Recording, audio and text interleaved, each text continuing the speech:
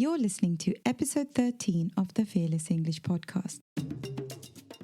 Welcome to the Fearless English podcast, where it's all about helping you confidently communicate with anyone without compromising who you are. Let's get started, fearless learner. Hello, Martin. Hello, Halima. Thank you so much for coming to the podcast. I'm super excited to talk to you today about school. Thanks for having me on. I'm super excited to talk about it. It's one of my favourite subjects, actually. When you sent me the email saying we're going to talk about school, I thought, fantastic. Yeah, I've been meaning to have someone to talk to me about school, like that's experienced school in the UK, especially because like my experience is just a whole story of its own. But I would love to kind of compare my experience with yours today. Okay, let's do it. Okay, so first of all, where did you go to school? So I actually went to school in Chelmsford, Essex, which is where I'm from, which is about 30 minutes outside London. And I actually went to a Catholic school, primary school and secondary school, because my grandparents were Italian and I think quite keen for me to do this. And I never really thought anything of that. It was only when I got a bit older I realised it was a bit strange. And all the other schools used to kind of make fun out of us because we went to a Catholic school. But for me, it was just normal, obviously. Was it like a boys' school only? No, it wasn't, because I think, there are other schools like this. Someone, for example, I met at university went to a Catholic school and she told me it was a all-girls school. But no, ours a mixed school, yeah. Okay, that's interesting. I went to school in London at a place called Hendon, and it was, mixed. It wasn't, a one-sided, I guess, like it was like a female-only or male-only school. Yeah, because, that is quite common in England, and especially in England, what are known as the grammar schools, which to go to these schools, you have to pass a specific exam when you're 11, I think. But one thing I noticed, certainly where I'm from anyway, these two grammar schools, they were, all boys and all girls, but they always seem to be very near each other. Like the boys' school is near the girls' school, like really close.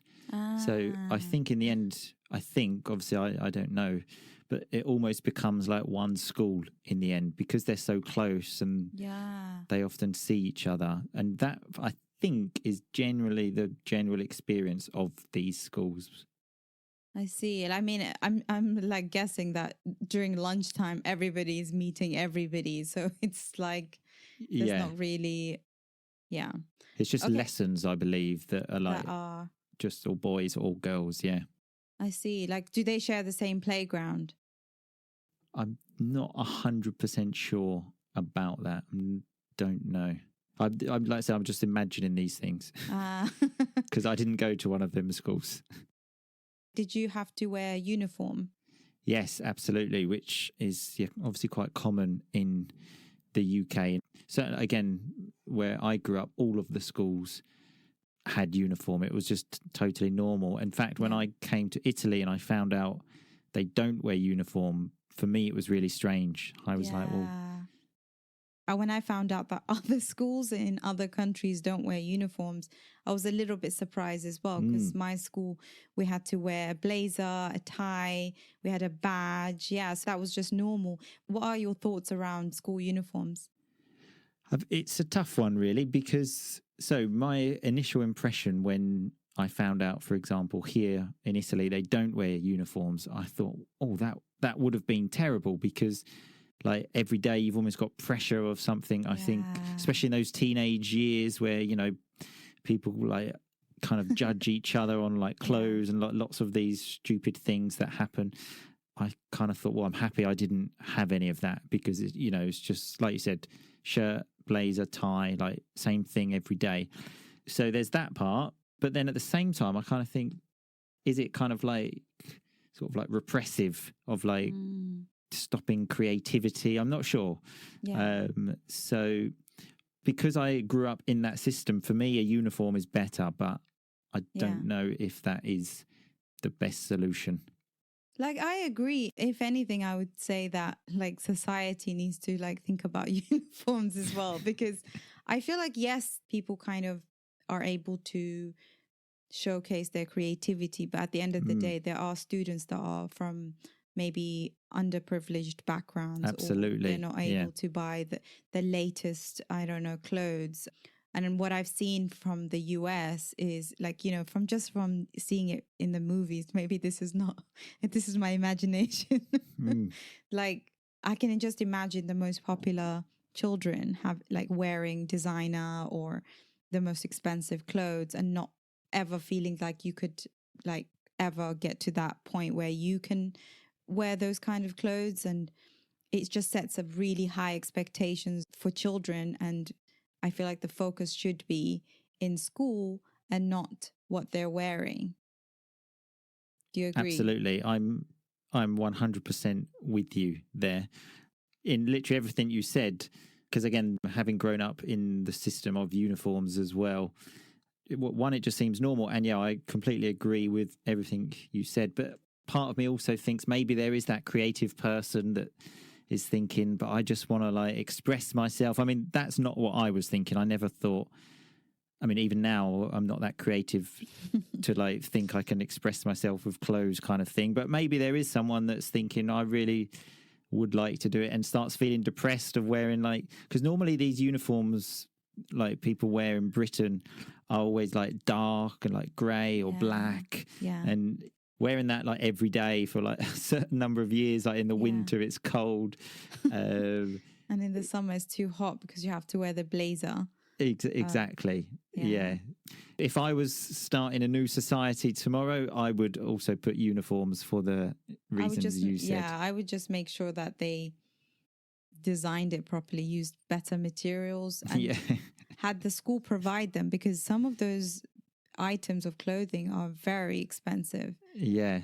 Just to buy a blazer, like it cost, I don't remember back in the day, but these days it like my sister has to buy a uniform, and I'm like, why is this so expensive? Like, Yeah. yeah. I remember they were sort of quite expensive, like you said, back in the day. But I mean, obviously, my parents were taking care of that. And I haven't really had any, I'm not really so in touch with the schools now, because like I haven't even got friends that have got brothers or sisters, for example. So I've got no idea how much they cost now. But yeah, with just rising costs in general, I'd imagine they are quite expensive.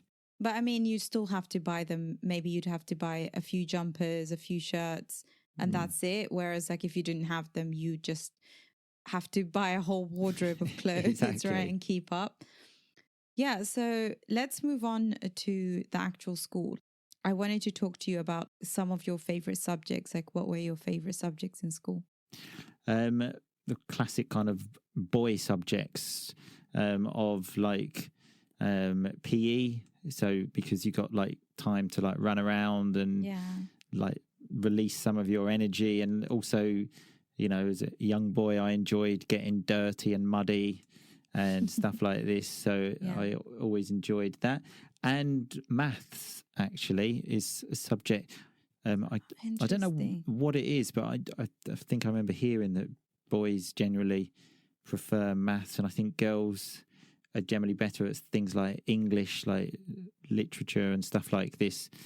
Those were definitely my favourite subjects, really. I can't really think of any other subjects I really thought this is great. Even maths, really. I liked maths because I was quite good at maths, but I don't remember arriving at maths lessons thinking, I can't wait for this. This is going to be amazing. It's something that you like compared to your other subjects. Yeah. Was your favorite? Okay. Which I sort of regret now as well, because so in schools, I'd imagine probably the same in your school. I think it's the same throughout the UK, that when you're 14, you have to make some choices and you kind of drop some subjects. And then when you're 16, you then have to like drop some more subjects. And I really regret those choices that I made, because you're still so young, really. Yeah. So again, I don't know if that's a great thing to do, because, so for example, in Italy, you don't have that opportunity. You have to do all of the subjects until you're 18. Okay. Which I think maybe is a better idea, because between 14 and 18, a lot can change. Yeah, definitely. That's something I was thinking about as well. I was like, I feel like at that time, at that age, the best thing to do is allow the children at school to experiment Exactly. in every area. But I think they do it only for a very small period of time and they just jump to, let's pick your subject. I think you get to experiment with different topics, I mean, subjects from the age of year 7 until year 9. Exactly right. Yeah, and then year 10 is when you start the subjects you've chosen. So yeah, like you're making those choices at 14, which is very young. Even though when you are 14 you think you've mastered life, you soon realize that wasn't the case when you look back. Yeah, 1,000,000%. I had been in the country then for 4 years. So you can imagine, like, even then, like, I was like, oh my God, I have no idea, because literally there was no one that had gone through school to tell me, hey, this subject is you should pick this subject. Or I just went with, I thought, okay, I'm just going to do these topics because this is what I like doing. Yeah, that was pretty much the same as me as well. But then that also changed. Things that I like doing changed. So, for example, I didn't study even a foreign language because in our school it wasn't necessary. I'm not sure if that's changed now, but when I was at school, it wasn't necessary to study a foreign language. So I kind of thought, well, not going to do that. A few years later, I kind of thought, oh, I'd love to learn a foreign language. Like now, obviously, I speak Italian. So I didn't study a foreign language. And now, I mean, as an English teacher, obviously I love English now. But at the time, I didn't really like it at all. So I dropped that, as we say, when you drop a subject. Wow. So yeah, so it's actually, no, that in fact, no, English was compulsory until 16. I didn't do it for A levels from 16 to 18. Yeah. You didn't select it after GCSE. Yeah, that's what exactly. You mean. Yeah. Okay.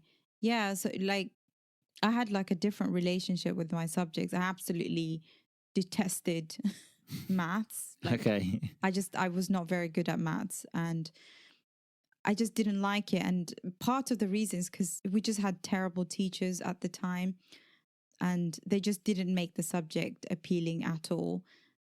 My favorite subject, like you, was PE. Like one of the things, I was really good at running. And like I was like discovered like accidentally. So I was like in school, we had a race, and I think I was just sitting and they were like, oh, you need to just substitute for this person while they come back from the bathroom, because they were doing tryouts for athletics, like when, do you know when they do Sports World or they compete or whatever? Sports Day. Yeah. Why did I say Sports World? Maybe it was called Sports World in your school. No, it was not. Definitely Sports Day. Yeah. So they were like, okay, yeah, run. And I was like, okay. And they just saw me like beat the fastest girl there. Wow. And it was like, oh, okay. So you're going in to run for all the sport running events. So that's when I discovered, okay, I'm really good at running. I'm good at like sports. So that's one of the subjects I chose for PE. Right. Okay. Yeah. And the other subject that I really enjoyed was textiles. Okay, although I didn't really enjoy the part of actually making the clothes. Mm-hmm. The parts that I really enjoyed was creating. So anything to do with design was my thing. Like I loved that so much. Yeah. But I ended up not doing it. I actually wanted to do fashion design in university, but I ended up doing computer science instead because my mum was like, that's where the money's right. Okay. So yeah. So then, I mean, it's important, I think, for those of you listening anyway, that you really have to learn about what your children enjoy and are good at. Absolutely. Because like just forcing someone to kind of do a certain subject, at the end of the day, I ended up, not doing anything related to computer science and just focusing on the things that I am good at, that I enjoy. So yeah, 100%. I mean, the choices I made for A levels. So I remember, for example, I chose like economics, which I even then studied at university. And again, it wasn't, I enjoyed it so much. I mean, I must admit, I didn't get any pressure from like anyone telling me, about what to study. Also because I was the first person in my family to go to university, so no one gave me any advice about what to do We have that or in common. what not to do. But I chose it thinking if I graduate in economics, I can work in a bank and I can earn lots of money. Instead of actually thinking, do I enjoy this? And then I did graduate in economics, and then I did work in a bank, and then quickly realized I absolutely hated it. So yes, I completely agree with you in trying to encourage, well, parents and children to follow what they enjoy, because that's, I always think, the most important thing. Because if you think as well, so you're going to be working for like, I don't know, 40 years. And if you're doing something you hate for that long, like for example, when I worked at a bank, like the thought of doing that, like for my whole life, was like the scariest thing in the world. And I think lots of people do end up staying in those kind of jobs because, so I luckily decided to change before, for example, I had a family and stuff. But for example, if you've got a family to support and stuff, it's a lot more difficult to change job. So yeah, I completely agree. So, well, one, like we said before, getting young people to experiment, do different things. Like you gave the example of running. You didn't know you were good at running, and then you did that, and then you found out you were good at that.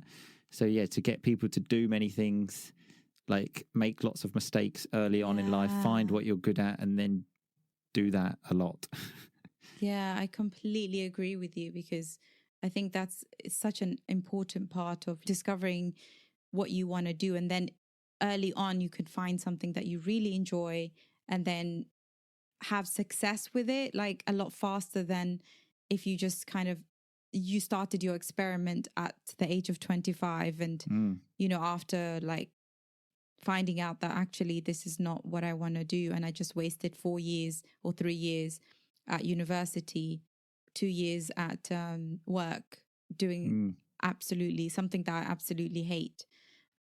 So yeah, I think it is important to have a gap year. Like, I think maybe that would be a great like alternative to, like, if you can't experiment, because not everybody has access to being able to experiment with different things, take a gap year and just find out what you really like before you go to university. I think that should be mandatory. What do you think? Yeah, I mean, I actually did take a gap year before I went to university, but I don't think I made the most of it. What did you do?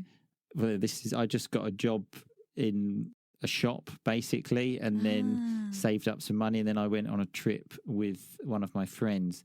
But yeah, so taking the gap year, I do think is a good idea, but to try and use it more productively than I did, because I mean, I just got a job there, and then I was happy there, and I thought, oh, this is all right, and then stayed there instead of actually trying to like push myself to do more things. But I think as well these days, probably sound quite old saying this, but younger people have like more access to like online stuff, even like YouTube and stuff. So that's another way for them to find like maybe their passion of things that they enjoy. Because I mean, I finished school like nearly 20 years ago.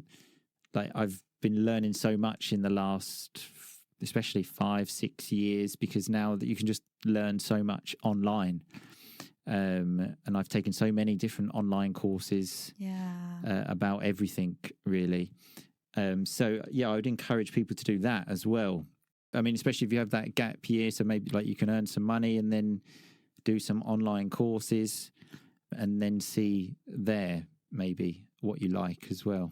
I think that's such a good idea, especially first, like I love that you mentioned YouTube, because a lot of like past students, so students that have taken certain subjects, will like just sit and talk about their experience in the subject, what they did and what they like found to be useful. So we never had any of that stuff, right? Like we didn't even have like computers back in the day. Like I had computers, but it wasn't as, the information wasn't available like the way it is right now. And the other thing that I really like is that you said there are courses, free courses online. The other day I went to it's Ed, ED, and then X. I think it's dot something, a .com or something like that. It's a website designed and created by Harvard University where Yeah, I've done a different few courses there as well. It's yeah, I really good. love Yeah. it so much. Like it's Yeah. so good, and that's such a great place I think to go and discover like different subjects that you might be interested in or thinking about doing.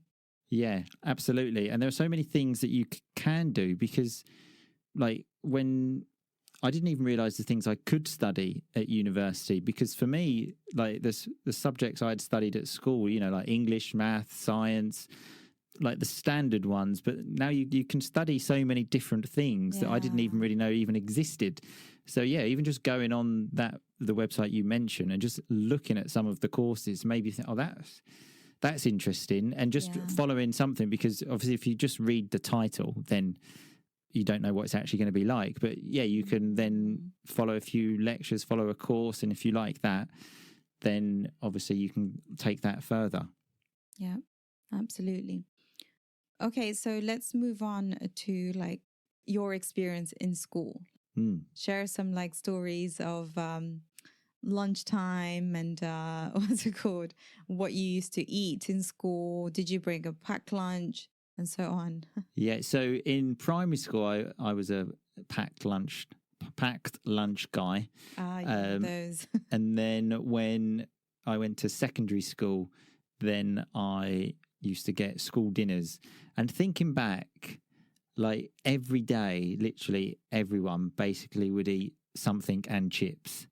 Like it was just like in our school, literally 5 days a week for a year. It was like sausages and chips, like burger and chips, or like fish fingers and chips.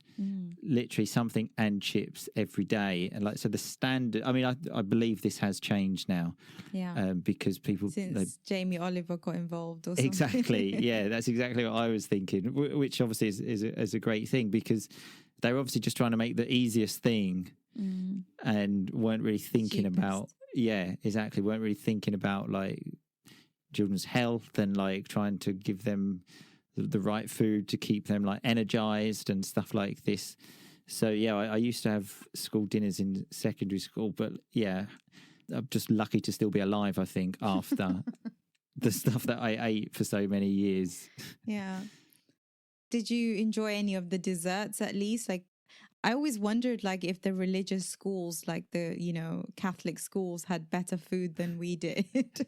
I would say we probably had worse food, because I know for a fact that Catholic schools don't get as much funding as other schools. Oh, really? Wonder why that is.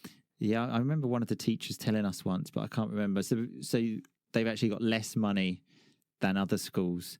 Yeah, that's because when you said that, like Catholic schools, everyone's got this different image of like. I think everybody thinks that we were just like praying like all day.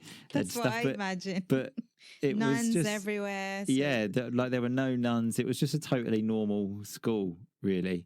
So it's just the name was called Catholic school? We had to do, I think, there would like sometimes during the year there would be like a mass at school, but for like Christmas, Easter, these kind of things. And for example, one probably difference with other schools is that it was compulsory to study religious education, for example, RE as it was known. And the other rubbish thing about that is that you only study the Catholic religion, so you can't did all religions exactly, in my school, which would have been much better. But that really is the only difference. Otherwise, it's a normal school. Yeah. I imagine that there's nothing else. I mean, it's kind of a bit mind blown because I just imagine so many different things, but the only thing different is RE, which pretty much. Yeah, I mean, we covered from Hinduism all the way to Buddhism. Yeah, so that would have been a lot more interesting. Yeah. Yeah. So I didn't know much about other religions, if I'm honest, like back in the day, obviously Islam only. So that was like my very first kind of way to understand other religions and know that they actually existed. Exactly. And that's, I think, is a very important thing, which we didn't have that opportunity because it was just stuff about like the Bible, like Jesus and all the rest, like the Catholic stuff. So we didn't get any of that. So that was a bad thing about the school. But like I said, we didn't have any choice in that. It was compulsory. How about languages? Yeah, so I studied French from in year 7, 8, and 9, and I remember that I'd studied French in primary school, and the first 2 years of secondary school were exactly the same as the last 2 years No. of primary school. So I was really good at French, and then we got to the third year, and that was like new stuff, and I was terrible. And then that's when I dropped languages, which again was a big regret. Although I must admit the way languages were taught in school. I mean, here in Italy, everyone always says English is taught in a really bad way at school, but Yeah. I don't think they realise how bad foreign languages were taught in England. Like, Can we talk about that? Because yeah, honestly, like I still remember how terrible it was. Like I chose German as my like for Okay. GCSE, but I did French for like a good 3 years. But I just remember the teachers just being absolutely terrible at like teaching these languages compared to like how I know how to teach languages now. You're like, no, it's not. I don't really remember much of the lesson at all being taught in French. I don't remember any French basically being used. I just remember like it would be like English like 95% of the time, and then like a few words in French. But so that was the main thing, and no one ever like spoke French. We never had like we literally just never spoke at all. There was no conversation classes. I don't remember that. I do remember having a pen pal in Germany where we wrote to them like in but there was no speaking. It was like there was a lot of writing, which I got really good at writing in German. But when it came to speaking, it's like very basic, like ich heiße, like it was just like very, very limited. How my name is, this is how old I am. Like these are the subjects I'm taking. And I'm like, why is this even helping me right now? Like it doesn't help. But yeah, I mean, I went to a language school, which meant like we had to take so many different languages. Oh, right. Interesting. Yeah, I took Arabic as for my GCSE, German. Oh, wow. We did Japanese as one of the languages that like, yeah, so they were really serious about languages in my school, which was a good thing, I thought. Yeah. Yeah. Wow, that's interesting. Yeah, because there are also near where I'm from, there was a language school as well. But I don't know how the languages were taught there. But yeah, certainly in my school, it was done in a very, very bad way. And so, yeah, when people talk about how bad the English teaching is here, I always think, well, I think you need to see how bad foreign languages are taught in the UK. And I also think that people often blame like British people for not wanting to learn languages, and there is a lot of that. For example, I know lots of people that have lived here for many years and they don't speak any Italian. So I still think that's true. But I also think it's also like the system, because no one makes you feel like it's important. In fact, almost quite the opposite. So that's why, for example, I dropped foreign languages, because I was obviously very young and no one made me think it was important. So I was like, okay, well, I'm not going to study this. Whilst, for example, here in Italy, like studying English now, maybe it was different years ago, but everyone makes you understand like this is important. Like you need this if you want to like work abroad or even just communicate with other people, because there's only one country that speaks Italian. And so that's why, I mean, still, I not in comparison to like maybe countries in the north of Europe, but people still leave school with like some English at least. I mean, at different levels. Some people leave school with really good English, some people less. But to have a very basic conversation, most people can do that. I feel like, yeah, exactly. If you were to speak to them in English, they could hold a conversation. Yeah. But that never happened. No, absolutely. We could only talk about ourselves. And then as soon as they ask me a question, it's like, okay, I wasn't taught that. That didn't happen. So exactly. Yeah, I completely like agree with you in terms of like, it wasn't functional. We were not taught languages for it to be something like, oh, I could go and now use that language, communicate with someone and actually have some sort of communication going. Yeah, no, definitely not. Absolutely not at all. Literally, like you said, not even hold a basic conversation. Basically, just to go, like you said, to Germany and tell someone how old you are. It's like as far as it got, really. Yeah. So, I want to ask you one more thing about school. What kind of student were you? I think I was the classic, like, could do better if he applied himself kind of thing. It was basically the end of year report for every subject. So yeah, I think that probably like sums up my. I mean, I remember, for example, at the beginning of secondary school, the first year, I was really keen. It's like, big school. There's obviously lots of people I didn't know there because I came from like quite a small primary school. Yeah. And then you go to like the secondary school and there were so many more people. And I remember like the first year I did sort of quite well. And then, yeah, it was just kind of like slowly downward hill after that, really. Until I got maybe to like sixth form, so like A levels, I did a bit better. But yeah, I think it was just, I didn't, as the teachers say, like used to say, I didn't apply myself. Yeah. Oh my goodness. Well, thank you for answering that. Like I was more of I started off as the quiet person. I'm always the most quiet person in the room at the very beginning. But then I just started to become like the joker in the classroom where I would try and make jokes about everything or laugh. I think it was more about laughing. I was always laughing in class. But I was always like the kind of the dark horse, like, it looked like I wasn't doing very well. And then when the exams come, I would work really hard and, try and do my best in terms of like to get the grades and every single time surprise my teacher who thought I was going to fail the subjects because of the way I was in class. So I was that person. Yeah. That sort of reminds you of something that happened to me. Almost like one of my worst memories, I suppose. For maths, so for my GCSEs, again, although like I said, I was quite good at maths, I enjoyed it. Again, I didn't apply myself. And then I remember when I got the results, because for the like GCSE exam, like I really studied a lot, because you get like study leave, don't you? You get some days off school, and I really, really studied hard, and I got an A. And then I said to my maths teacher the day when you go to get the results, I was really happy. I said, look, I got an A. And she said to me, I know, but you don't deserve it.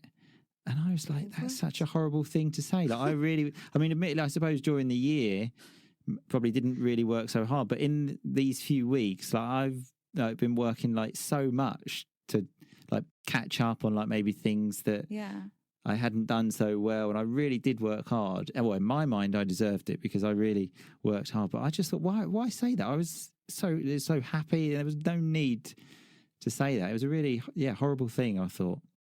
I just remember having the worst teachers. I mean, being a teacher now, would you ever say that to? I would never. I wouldn't even dream of saying that. Like, even if you believe that, yeah, of course, you would never say something like that. Absolutely, yeah. Because it affects students. Of course. I remember my geography teacher. I think I was like just chatting to my friend as you do in class next to me. And I didn't listen to her after she asked me to keep quiet several times. So what did she do? Like kick the table and it just smacks me in the stomach.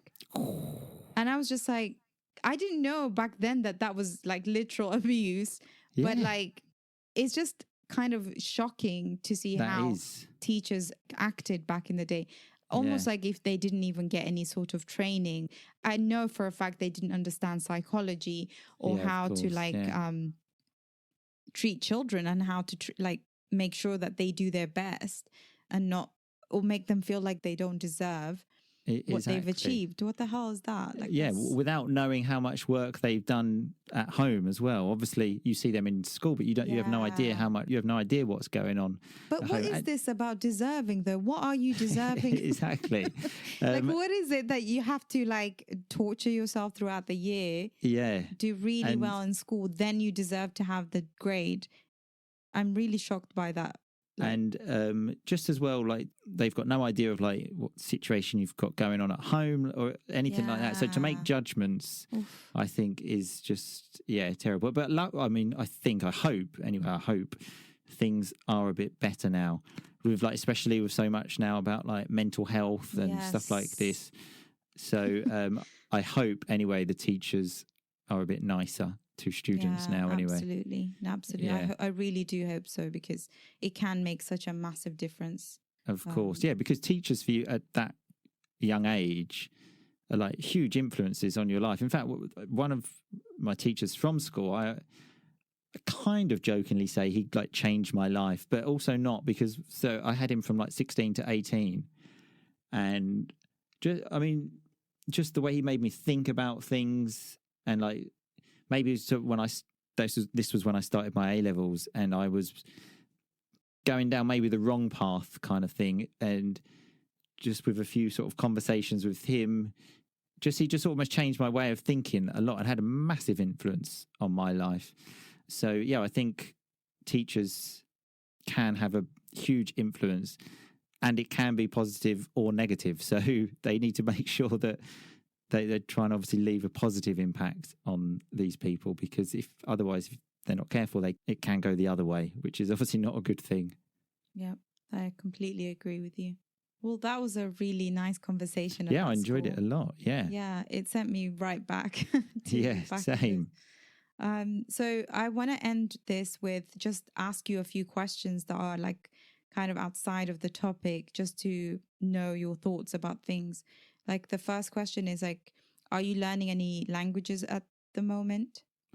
Well, I mean, I speak Italian. I speak quite well, but like the learning never stops. I think when you learn a foreign language, I would like to like study a new language, but I really want to master this. I mean, if I speak to my wife, I speak to my wife every day in Italian, and she says like, your Italian's fantastic. What's the problem? Yeah. But me personally, I'm still not satisfied, and I still want to improve. So I still study Italian. I mean, there are times when I don't do anything, but there are times when I read and do all of the things like use new vocabulary and practice writing and do all the rest of it. So yes, the language I'm studying is still Italian. Okay. I love that, because it just shows how much you love the language and how deep you want to go into studying it, and really being able to get every joke and understand every nuance of the exactly language. That. And especially now, because I have a young daughter who I imagine hopefully will grow up bilingual, because I speak to her in English and my wife speaks to her in Italian. And I don't want her laughing at my mistakes in Italian when she hears me speaking Italian. So that's like some more motivation I have to like really perfect the language. I love that. Like, we spoke like 2 years ago or 3, I think now. And you didn't have a daughter like the last time we spoke, which is crazy to me to hear you talk about your daughter now. Yeah. Congratulations. Thanks. It's crazy for me still as well. Yeah. So I wanted to ask you like about the term like fearless English learner. So I use it a lot. And so I always ask the people I invite on my podcast for the very first time what they think an English learner, like what would they define a fearless English learner? So are you talking to just by that definition of fearless learner? I mean, I personally think the most important thing in language is your confidence about how much like you're willing to speak, willing to make mistakes, and just having to accept that's part of the process, really.